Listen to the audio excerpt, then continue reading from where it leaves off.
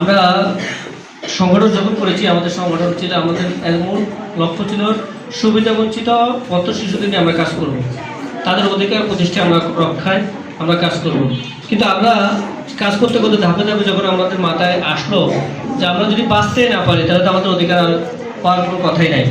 আগে আমাদের বাঁচতে হবে, তা আমাদের বাঁচতে হলে আগে কী করতে হবে? পরিবেশকে বাঁচাতে হবে। পরিবেশ না বাঁচলে আমরা কখনো বাঁচতে পারবো না, আর আমরা বাঁচলে আমাদের অধিকার প্রতিষ্ঠিত হবে, ঠিক না?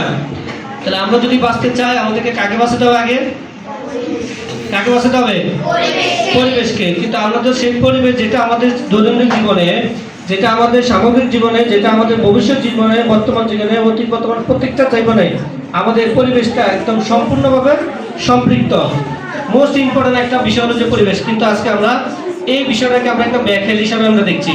আমরা কিন্তু এই পরিবেশটাকে, আমরা যে পরিবেশটা একটা রক্ষার জন্য আমাদের যে উদ্যোগ নিতে হবে, পরিবেশ রক্ষার যে আমরা কাজ করতে হবে, এতে কিন্তু আমরা এটাকে মানে মূল সমস্যা হিসেবে চিহ্নিত করি না, এটা মূল সমস্যা হিসেবে আমরা দেখছি না। তা আমরা যেটা আমাদের সমাজে একটা প্রচলিত আছে, আমরা অতি মূল্যবান জিনিসটাকে আমরা সহজলভ্য হিসেবে দেখি, আর নগণ্য জিনিসটাকে আমরা খুব মূল্যবান হিসেবে দেখি, ঠিক না? তা আমরা দেখি যে অনেক সময় দেখবেন সবসময় সমাজে যেটা খারাপ জিনিস ওটার দাম একটু বেশি থাকে এবং এটা মানুষের আগ্রহ বেশি থাকে। খারাপের প্রতি মানুষের আগ্রহ কি বেশি, আর খারাপ ভালো জিনিসের প্রতি মানুষের আগ্রহ খুব কম।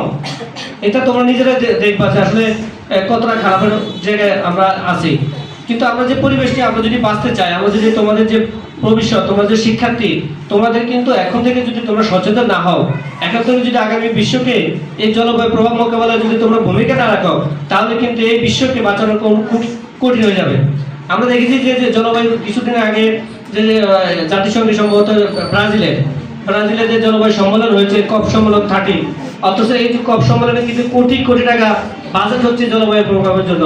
আর যারা বিশ্বব্যাপী যে বিশ্ব দেশগুলো, বড় বড় দেশগুলো যারা এই সম্মেলনে উপস্থিত হচ্ছে জলবায়ু চেঞ্জ করার জন্য, জলবায়ু মোকাবেলা করার জন্য, তারা কিন্তু জলবায়ুর ক্ষতিটা বেশি করতেছে। আজকে আমরা দেখি অনেক যুদ্ধে এক এক দেশের সাথে যে যুদ্ধ শুরু হয়েছে, রাশিয়া ইউক্রেন যুদ্ধ আজকে কত বছর পর্যন্ত এখনো যুদ্ধ চলতেছে। আফগানিস্তান, ফিলিস্তিন, ইসরায়েল, এই যে ক্ষেপণাস্ত্র হচ্ছে, অস্ত্রগুলো মারা হচ্ছে, বোমা মারা হচ্ছে, এগুলো কি জলবায়ুর ক্ষতি হচ্ছে না? এগুলো পরিবেশের ক্ষতি হচ্ছে না? বড় বড় বোমা মারা হচ্ছে। এই যে আমরা কাদের কাছে বিচার দিব? আমরা যে জলবায়ু প্রভাব নিয়েছি, আমরা কোথাও আমরা নালিশ দিব বা বিচার দিব, ওরকম বিচার দেওয়ার মতো, বিচারের সুরাহা করার মতো আসলে আমাদের কোনো অভিভাবক বা প্রতিনিধি নেই। তাহলে আমাদের কি করতে হবে এখন? করণীয় আমাদের করণীয়, আমরা যারা আছি, আমরা যারা নিজ নিজ থেকে নিজ নিজ উদ্যোগে যতটুকু সম্ভব আমরা নিজেরা সচেতন হবো। আমরা অন্যদের দিকে তাকিয়ে না থেকে, আমরা সরকার দিকে তাকিয়ে না থেকে, আমরা কোনো এনজিও সংস্থার দিকে তাকিয়ে না থেকে মনে করতে হবে যে আমি একজন ব্যক্তি, আমাকে বাঁচতে হবে, আমাকে সুস্থ থাকতে হবে, আর আমাকে সুস্থ থাকতে হলে আমার পরিবেশ বাঁচাতে হবে এবং সমাজ বাঁচাতে হবে এবং জলবায়ু প্রভাব মোকাবেলা করতে হবে। তাহলে আমরা এটাকে যদি করতে চাই, তাহলে এটা আমাদের কিন্তু নিজ নিজ উদ্যোগে করা সম্ভব।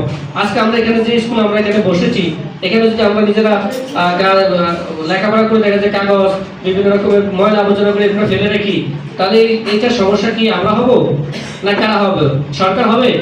সরকার কিন্তু কোনো সমস্যা হবে? আমরা এখানে যারা আছি তাদের কি কোনো অসুবিধা হবে? আমরা এখান থেকে, তোমরা যদি এখানে ময়লা ফেলে যদি তোমরা এখানে বসবা, তোমরা এখানে প্রতিদিন ক্লাসে আসবা, তাহলে সমস্যাটা সৃষ্টি হবে কার? তোমাদের নিজেদের। তাহলে নিজেদেরকে রক্ষা করতে গেলে, নিজেদেরকে বাঁচতে হলে নিজেদের সচেতন হতে হবে। যত পৃথিবীতে যতই কিছু হোক না কেন, সচেতনতার কোনো বিকল্প নাই। আমরা সবসময় নিজে সচেতন হব এবং অন্যকে সচেতন করব। মনে থাকবে? তা আমরা কি পরিবেশ রক্ষায় সবাই ভূমিকা রাখবো?